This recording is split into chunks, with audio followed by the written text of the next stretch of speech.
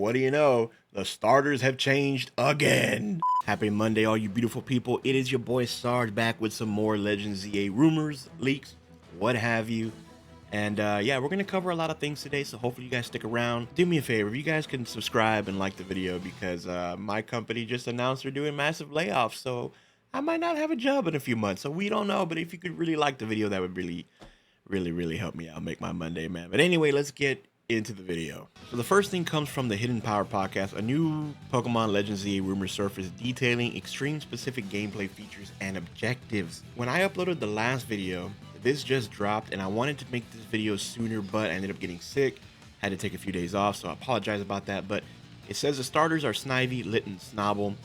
We're getting a Mega Go-Goat, Girder, Lantern, Groplock, and Crobat, a new Glass Pokeball, stealth gameplay, horde battles, and Lysander, Ancestor, and more. So let's take a look. So the intro takes place on a train headed to Lumoy City in the present through the Holovox. Professor Sycamore invites us to a city. At a certain point, there's like some kind of interference, and then the train experiences like a jolt. When it stops, the player finds themselves in the past Lumoy City. Now, there's a lot of speculation, a lot of things going on saying that we're going to be able to go from the past to the future. If this is it, if we do it by train, we go through some kind of like, you know, portal or something, that'd be kind of cool. But just outside the train, between the tracks of an open air station, you encounter a child resembling Sycamore and an older professor with gray and purple hair and a squared monocle. Now, between the tracks, you must catch Snivy, Litten, and Snobble, or maybe I guess one of the three. The center of the Lumoy City is the only part of the city that's truly occupied by humans and is protected from nature. There are 5 areas. A peripheral nature one, where Mega Go-Goat is found. So I'm guessing these are going to be like our mounts, I guess, right? So Mega Go-Goat. One that transitions from mining factories to caves, where Mega Girder is. Another full of canals connected to underground sewers, where Mega Lantern is. Then there's an area filled with buildings, both historical and under construction, where Mega Groplock is found. Finally, there are warehouses in the outskirts containing refrigerated storage rooms. In the same area, there's abandoned buildings. Above the rooftops, that's where we can find Mega Crobat. I'm trying to think, Mega Crobat being your like aerial mount, that'd be kind of cool. That's an interesting choice of Pokemon. The Pokemon I mentioned serve as mounts and are summoned through melodies that must be found, playable via some sort of music box. With each completed area, as you resolve a human Pokemon conflict, a new floor is added to the tower at the city center. Okay, so I guess like, you know, as you clear an area, you see the progression of the building as they're rebuilding everything. Okay. Of course, there are 5 floors, 5 areas, 5 floors, right? Why not? The project belongs to Team Quasar, led by a wealthy man. At the center of the city, there's an unusual Pokemon Center, represented by a cafe. Here, artists gather, and the owner is a red-haired woman dissatisfied with the Quasar project. She falls in love with your Holovox. I don't even know what that is. Is that something from the old games? I don't know. Maybe y'all can let me know. I don't know what the various characters say. The classic Pokeball is white or gray with a steel bottom and a glass top. You can aim at the target to be captured, but there is a dotted line indicating the direction. In some cases, the Pokeball can bounce off the wall and objects to reach its destination. Are you telling me that I'm gonna have a FaZe Clan montage video of all my trick shots to catch Pokemon? Because if that's what you're telling me, I can get behind that. Bro, you imagine just trying to catch a Pokemon and just, you could easily throw it, but you're like, you know what? I'm gonna try to bounce it off that trash can onto the wall, back to the other side of the alley, and I'm gonna catch this Pikachu. Like, can you imagine? That's gonna be kind of sick. If you could do trick shots like that, oh my god. That might be a little too much, but I think that would still be kind of fun. You can crouch and make small jumps, but not perform rolls. That was one of my favorite things. Okay, all right, so we can't do the rolls. In peripheral areas, you can touch grass. You can crouch in the grass. Damn, I was about to say, yo, they got us gamers to go touch grass. You can crouch in the grass to hide, whereas in the city, you can use boxes, bins, and boxes. Okay, all right, Solid Snake. You can use boxes to hide in, bins, and walls. And at night, it's easier to hide in the city since Pokemon often fall asleep or fail to notice movements in the dark. You'll need to avoid streetlights. In the city, Pokemon will ambush you, typically in the alleys. They're gonna mug me for my lunch money. If you release a Pokemon in the area, some wild Pokemon flee while others attack. In the city, if frightened, Pokemon hide in trash bins, sewers, or shadows. And in the outskirts, scared Pokemon call an entire pack of their kind. Oh, you think I'm scared, bro? You think I'm scared to squabble up with the whole gang, bro? Nah, bro, come on. Yo, 10v1 me, bro. 10v1 me. That'd be interesting to see. Which they actually chase the player. Oh, so you can't fight them? They're just gonna run from them? Yo, that'd be kind of scary, though. Depending on the Pokemon, right? I mean, if it's like 10 Caterpies, like nah, they might fuck you up. They might like string shot you and then like, nah, never mind, bro. The higher the Eiffel Tower rises, the more the city becomes tainted with green cells. The professor studies biology, mutations, and ecosystems and is interested in these cells. You are essentially the only one able to use Mega Evolution because you have a bracelet from the future. There is a side quest featuring a private investigator and a journalist. There is actually a daily newspaper that covers some of the city's mysteries. If you solve them, you earn rewards. Dad, we gonna be Detective Pikachu, bruh. Some of these missions are links to space-time distortions connected to your story. This section seems very nice, and the mascot is a Croagunk. Oh, okay. So not bad. This is basically what they're talking about as far as the gameplay aspect of it. Whether this is 100% true, take this with a huge grain of salt. Seriously, you know, as much as some of these things would be interesting, we have to wait for Pokemon Day. We're like 10 days out. We're almost there. Just hang on just a little bit longer, I promise. Now, this is a tweet that actually came out today, and as you can see, what do you know? The starters have changed again. A new Pokemon Legends ZA rumor has surfaced detailing story and gameplay. We just went over that. The starters are going to be Sprigatito. No, it's not, dude. Are these guys even trying anymore? Okay, Sprigatito is wild if we have this in Legends ZA. Scorbunny, and Popplio. I don't even know if anybody likes Popplio. Lumoy City has 5 areas with 3 levels each.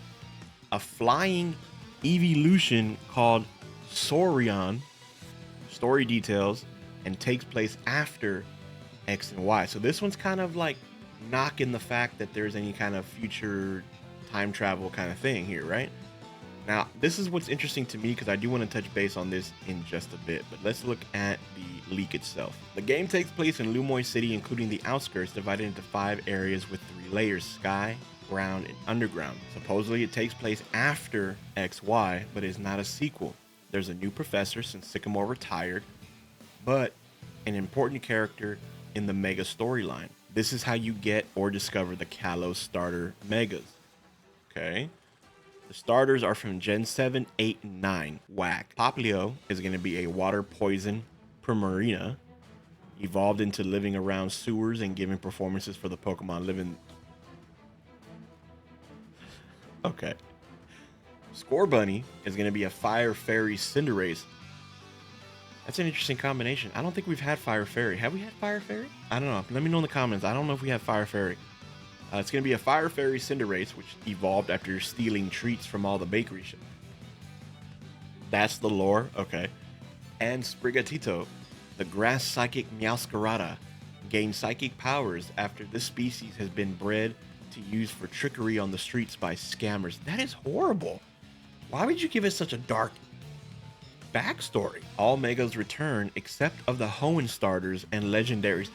That's the whole point, bro. I wanted Mega Blaziken, bro. Battles are still turn-based, but with real-time elements. There's a gauge that fills up after using regular moves and allows your Pokemon to Mega Evolve. Megas are still powerful, so whoever evolves in first in battle usually wins. There's no limit in the amount of Megas you can do. What? Okay, oh, that's a little broken. Outside of the battle, you can toggle on Mega form to walk around and interact with them. Can you imagine just walking around with a Mega Pokemon all the time? Doesn't Mega Evolution like hurt him or something like that? Wasn't that the lore? So there's going to be Legends Arceus interactions return, except Pokemon can now move in the environment but only in certain radius from the player. The first Pokemon in the party can be fully controlled by using the plus button, expanded from the Synchro Machine, which is powered by Infinity Energy. Although the name of the machine is different, they encounter hidden Pokemon and items on places you cannot get to as the character. So it looks like they're taking what they got from the Blueberry Academy and Scarlet and Violet, that little synchro machine. Then you can use it on one of your Pokemon to get to different locations, which I think is kind of cool. But I don't know. Is that something that they should be bringing into Legends Arceus? Take everything with a grain of salt. We don't know how this accurate this is. At this point, it just feels like the leakers are just... You know what I'm saying. There's a new flying Eevelution called Sorion. That's it. And the antagonist resurrected the long-lost A legendary. It works similar to Zygarde, with the antagonist collecting a lot of components for it. And of course, they want to take over the world and world domination. Has a god complex and wants to be the Arceus of the world, like a dictator. She wants to decide who should live and who should die. You'll meet Zygarde at 10% form in the garden of your house, injured. It's like we're gonna be fetching some cells, man. Oh, right. I don't know. This is interesting. I'm not messing with the starters too much. I really don't like it. So many rumors have come out that the starters are changing. If it comes down to these three, Popplio, Scorbunny, and Sprigatito, I might have to go Sprigatito. I don't know. It's hard, man. It's really hard. I don't like these starters. They should not have done the most recent 3 generations. That's what I think. Before we end the video, there's one thing we got to talk about. The Eevelution. Now, I'm pretty sure a lot of you guys have been seeing this picture going around and around and around. Everybody's having fun because it's Pokemon Days coming up. Is there going to be a new Eevelution? If you have Umbreon, right, in the black, Espeon, Leafeon, Flareon, Jolteon, Sylveon, Glaceon, Vaporeon, well, then that would mean, right, this is year of Eevee, right, the Eevelutions. The only one that's not mentioned in here is the normal type Eevee, right? I don't think this would be... I really don't think this is a new Eevelution. Now, I can see... This might be the hot take. I don't know. Now, if I'm wrong, I'll accept it. I'll take it. I don't care. If there was a new one, wouldn't they have another line for Eevee already? Now, you could make the assumption that this darker part is for, like, you know, the normal Eevee, and then this is for the evolution, but all of these colors are two-toned, so it doesn't make sense. I don't think they would use white or gray as the sky, or if like a flying type, but I mean, maybe a steel type, but I mean, we have Eevee. It's a normal type. Normal typing is like white and grayish, you know what I mean? So I don't mean to be the Debbie Downer of like not getting a new Eevelution, because I would love to see a new evolution for Eevee.